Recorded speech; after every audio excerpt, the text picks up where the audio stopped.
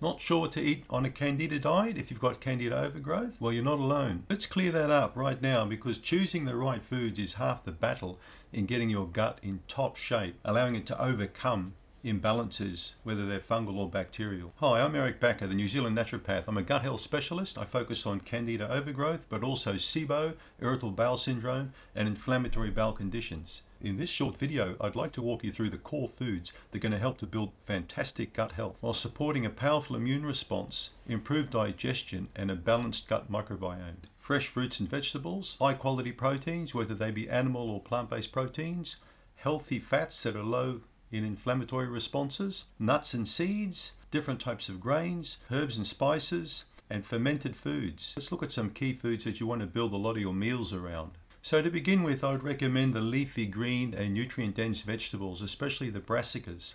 Cauliflower, broccoli, Brussels sprouts. And in summertime, of course, we've got cucumbers, we've got tomatoes, we've got all the different types of fresh herbs we can look at. We've got parsley and cilantro.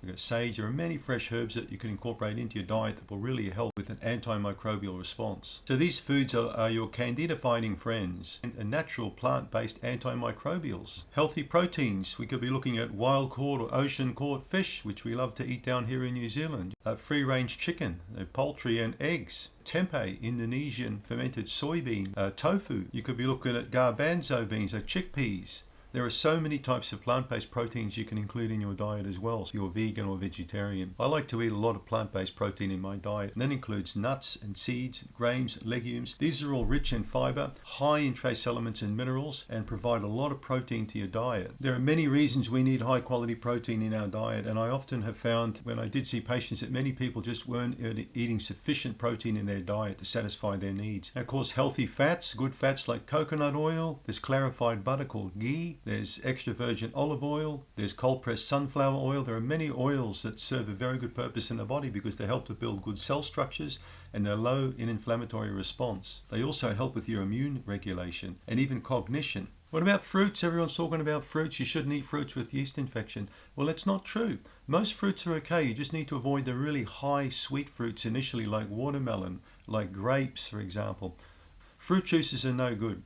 They tend to have far too much fruit sugar in them, no fiber, and lots of water. They're not much better really than soda drink. One of the best fruits you can eat, in my opinion, with Candida overgrowth are the berries. Strawberries, raspberries, blueberries, these are fantastic to eat. Kiwi fruit's fine for most people.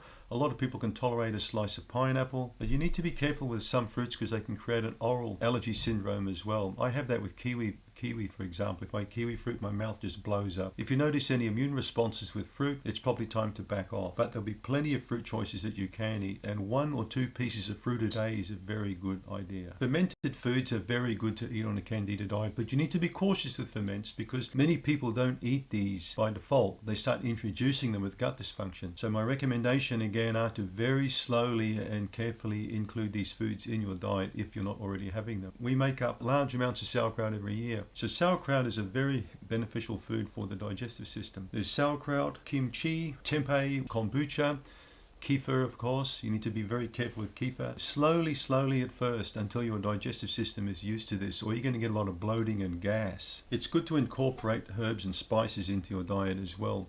Most of these are very high in antioxidants we call polyphenols. They've got antimicrobial and antioxidant capabilities.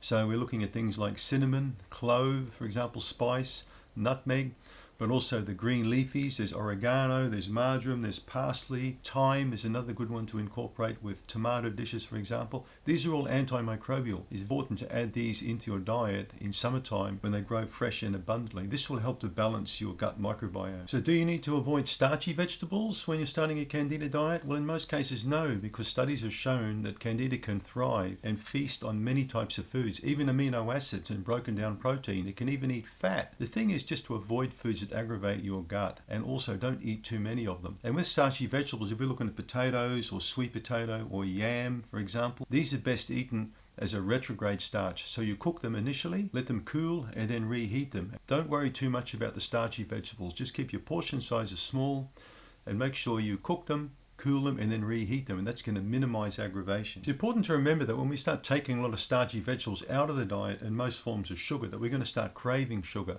and this is when you need to be careful.